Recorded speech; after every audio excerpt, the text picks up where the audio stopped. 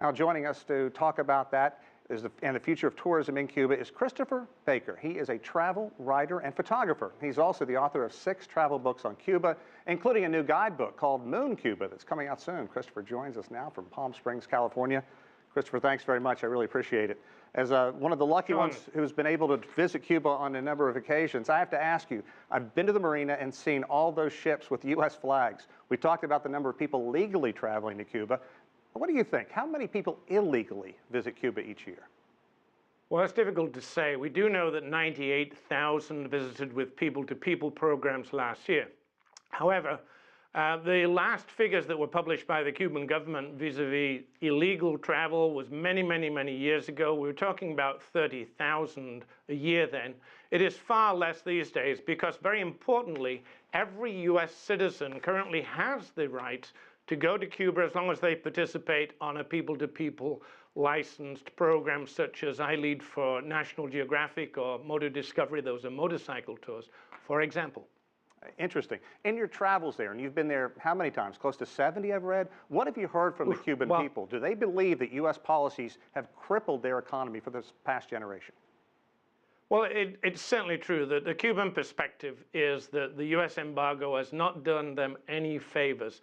And I think it's very disingenuous for those who support the embargo to point a finger at the communist regime for all its failings and say, look, the communist regime doesn't work, it's been an economic disaster, when at the same time, the very purpose of the embargo is to try and bring down the economy. So the Cubans themselves do blame America's embargo for many of their problems. It's very important to understand that one of the rationales for Obama's move yesterday is to support the nascent private economy that Raul Castro himself is trying to sponsor. And that's exactly where tourism can help, or at least legal travel to Cuba, because almost everybody who is currently engaged in private enterprise is in the service industry, private restaurants, private room rentals, etc. Those people also stand to make the most money by vacationers because tips make up a big portion of their additional income when you talk about an income that was a decade ago about $8 a month. What are your impressions of Cuba? What do people that have not been there need to know about this impact in the thawing of relations? What that could mean to people in Cuba, what it could mean on the U.S. travel industry?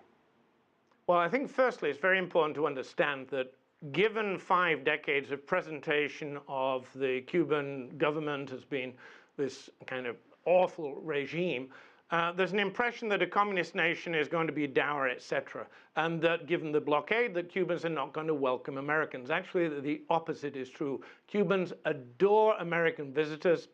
They really wholeheartedly welcome the possibility of a flood, or certainly an increase of American tourists, as you witnessed yesterday with the reception in Havana. The church bells were ringing, and people were out on the street really joyfully expressing their hope that they're going to see many, many more Americans coming, spending money in private restaurants, in private homes. Almost every taxi driver in Cuba right now is self-employed, leasing vehicles from the state. We can assist the nascent economy to make it thrive and help make Cuba the entity that we hope that it will be.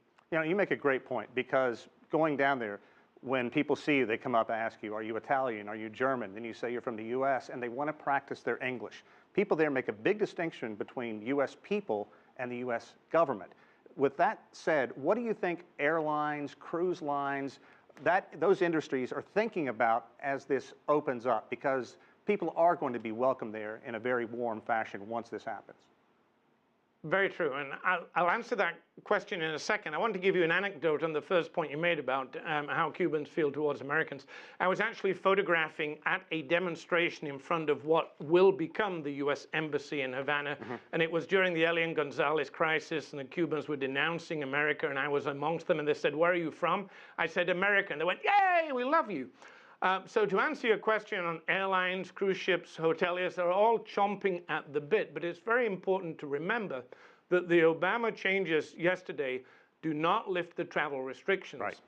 The embargo is still in place. Hotel corporations, airline corporations, cruise corporations cannot go to Cuba. They won't be able to do so under the new changes that have been suggested by Obama. That will require an act of Congress. However, I think the most important thing about what happened yesterday vis-a-vis travel is not just that it increased the possibility for most Americans to travel under general licenses, but it lent a shoulder to open the door in Congress particularly to lift all travel restrictions per se, so that airline companies, cruise companies, etc., can fulfill their ambition of being able to support a new Cuba by trading with Cuba. And clearly, all this is being done to help Cuba, help its citizens. But what about the reverse?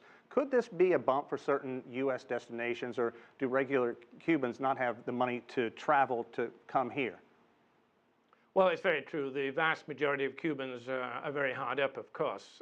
However, what I am seeing, and I've seen more change in Cuba in the last 2 years than I've seen in 20 years of going there, in terms of the amount of money that's now in the hands of Cubans. You see young people driving Audis, etc., and there is a great increase now that Raul has lifted all travel restrictions for Cuba. There's a great increase in the number of Cubans who are showing their desire to travel by asking for visas. My fiancée, who is actually a Cuban living in Havana, is leaving for Uruguay in 2 weeks to go teach violin there, but she was recently refused a visa by the US government. And in fact, most of the friends that I know that have the resources, they do have the money to travel, to visit friends and family in the USA. Most of them are actually being denied. So there is a nascent middle class, I think that's what we can call it.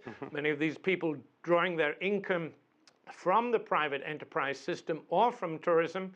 You mentioned quite correctly, Sean, that tips go a long way to fueling the new middle class. And there's a lot of aspirations amongst Cubans to explore a world that they've not been able to explore for 5 decades. Christopher, I could talk to you about this for some time, the Paladores, the wonderful people there, but we're out of time now. But you give us great insight to what could be happening there, and exciting times, certainly interesting. Thank you very much.